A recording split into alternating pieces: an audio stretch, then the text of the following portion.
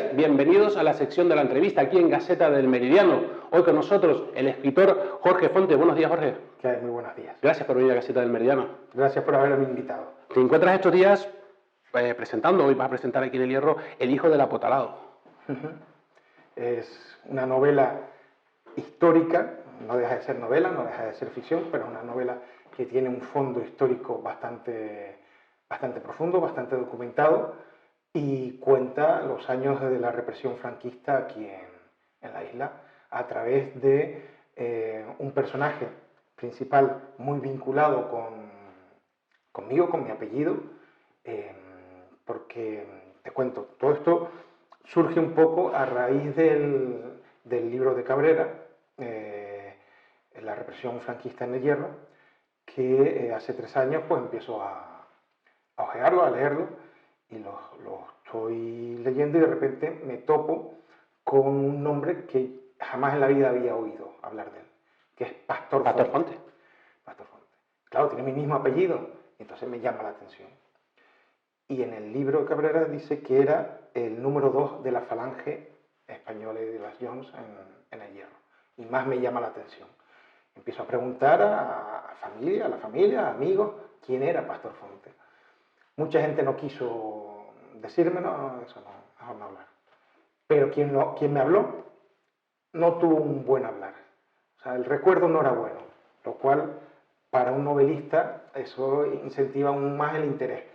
Y sigo indagando y es cuando empiezan a contar las tropelías, las barbaridades que hizo Pastor Fonte con el respaldo de la falange, sobre todo él y sus 2 hijos mayores, que repartieron mucho palo, mucha goma, como se decía, dieron mucha goma, y se aprovecharon mucho del respaldo que tenía el poder. Y luego lo más sorprendente es cuando descubro que era primo hermano de mi abuelo, con lo cual ya es familia mía directa. Y digo, bueno, pues yo como escritor y como Fonte soy la persona adecuada para contar la historia de este hombre y contar la verdad y decir qué es lo que pasó, cómo pasó y cuándo pasó, con nombres y apellidos en la isla, que es una cosa que 80 años después de los hechos todavía no se había contado.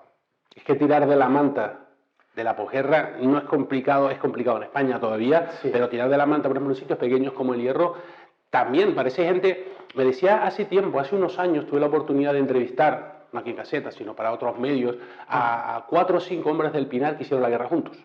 ¿Sí? E hicieron la guerra porque les tocó ir a la guerra. Claro. Les tocó el bando nacional porque les tocó el bando nacional. No, y ellos me decían que estaban viendo cómo los nietos estaban pretendiendo, y hablan de generaciones, hacer la guerra de sus abuelos cuando deberían hacer otras cosas. Y aquí parece que estamos viviendo ese proceso. Por lo tanto, es decir, sacar a la realidad o encima de un apellido, como es el apellido Fonte, te puede traer problemas con la familia, ¿no? Sí, de hecho, yo comienzo la novela con una conversación ficticia con mi padre, en el que él me pregunta que por qué estoy escribiendo este libro y que tenga cuidado de citar nombres porque a fin de cuentas son familias, son amigos y que pues, se pueden ofender, se pueden molestar. Y entonces yo en esa conversación le digo a mi padre, pero es que ya es el momento, ya es hora de poder contar abiertamente qué es lo que pasó, sin miedo a lo que pasó. Quiero decir, nosotros no somos ni culpables ni responsables de lo que hicieron nuestros padres o nuestros abuelos, pero lo hicieron, no hay que seguirlo ocultando. Y todo eso que se sabe por debajo, que se sabe a la callada, ya va siendo hora de que salga a la luz. Y los descendientes de Pastor Fonte o de Cota Benítez o de otros falangistas que hubo en la isla no se tienen que sentir molestos o ofendidos por eso. Forma parte de la historia. O sea, si tu abuelo hizo cosas que no se deberían haber hecho, ya es hora de que salga a la luz, de que se cuente la verdad, no exagerado, no mintiendo, ni siquiera, no es una cuestión de venganza, es una cuestión de justicia. Porque por un verdugo o por un fascista hay 10, 20, 30 víctimas o familiares de víctimas. Entonces, pensando en ellos también, ya es el momento de de contar la historia tal como ocurrió. ¿Y qué ofrece el hijo del apotalado? Si nos explicas qué es un apotalamiento.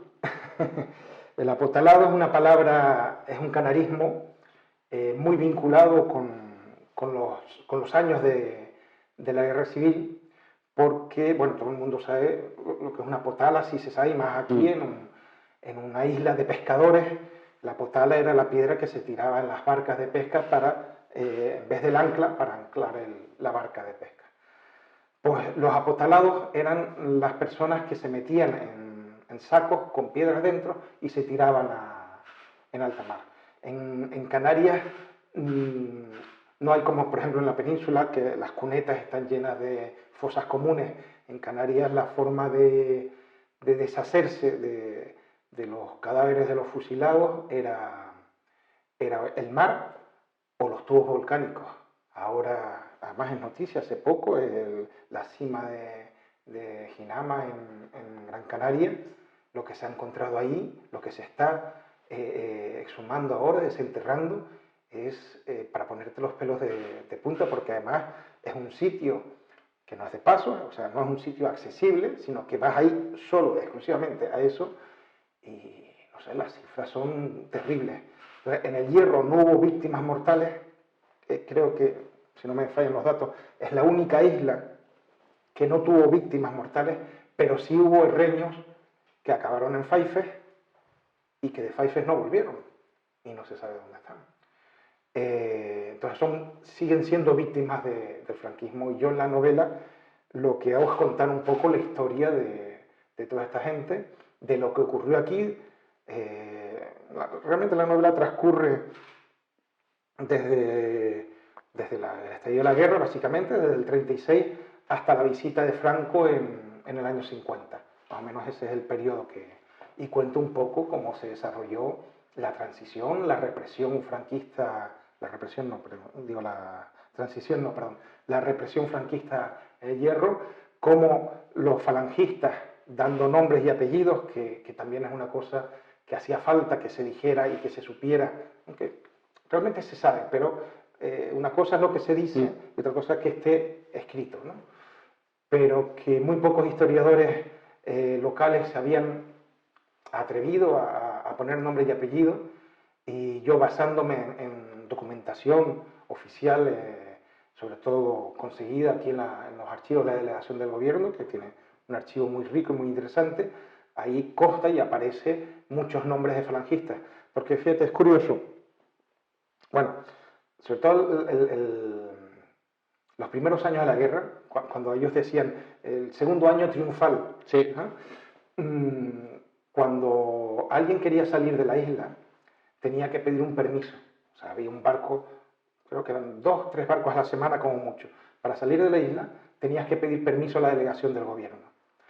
Y como eran los años triunfales, los falangistas, al pedir permiso, decían: el falangista Rodrigo Méndez solicita permiso, pero anteponían que eran falangistas. Y todos esos documentos están en la delegación. Entonces, tú puedes saber en agosto del 37 quién era falangista porque está documentado. Y yo pongo los nombres en el libro, con nombre y apellido de quién era, porque es un documento oficial, no me lo estoy inventando.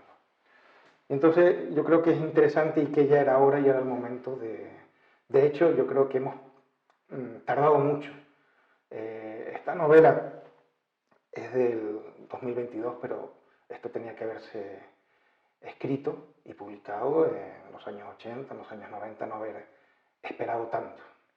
Hombre, sobre eso, la verdad es que tampoco los accesos a los archivos eran antes mucho más complicados que ahora. Sí, evidentemente. Te lo digo por experiencia personal, el acceso a un archivo era mucho más complicado. Sí. Ahora en muchos se puede. De hecho, todavía es imposible acceder libremente a los archivos de la Guerra Civil. Están ahí, pero para acceder es un problema. Bueno, no te creas.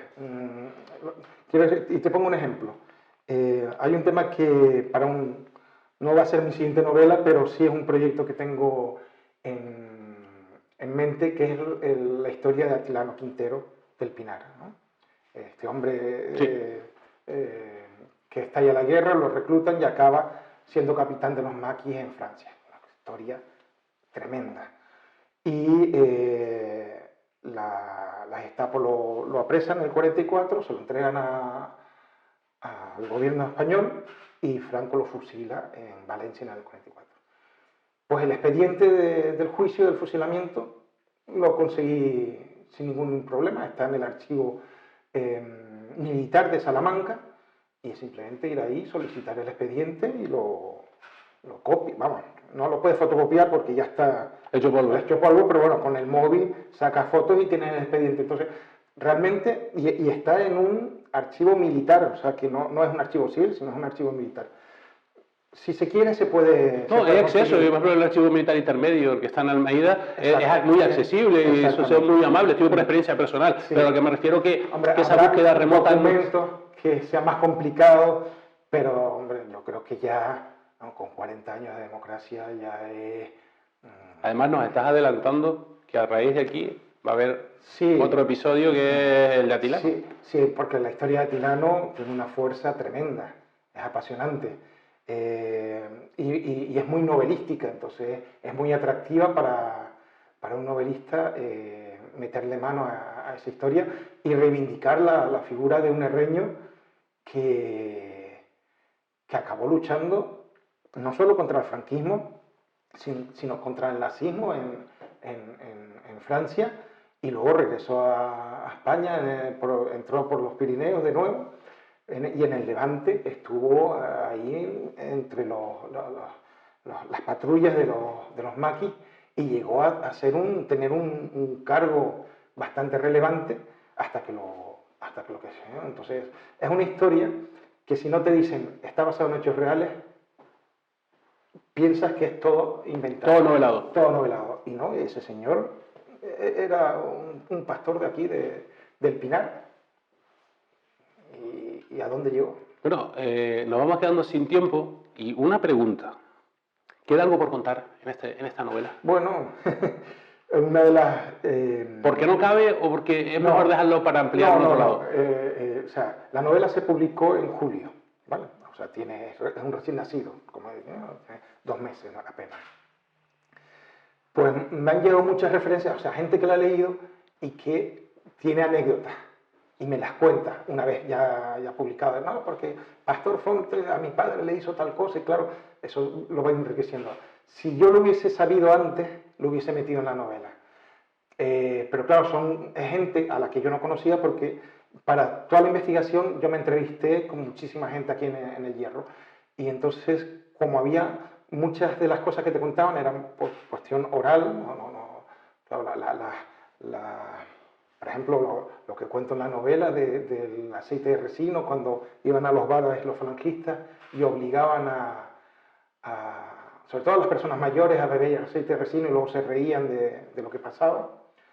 Eso me lo contaron 3 personas en 3 momentos diferentes, y entonces le di credibilidad porque venía por 3.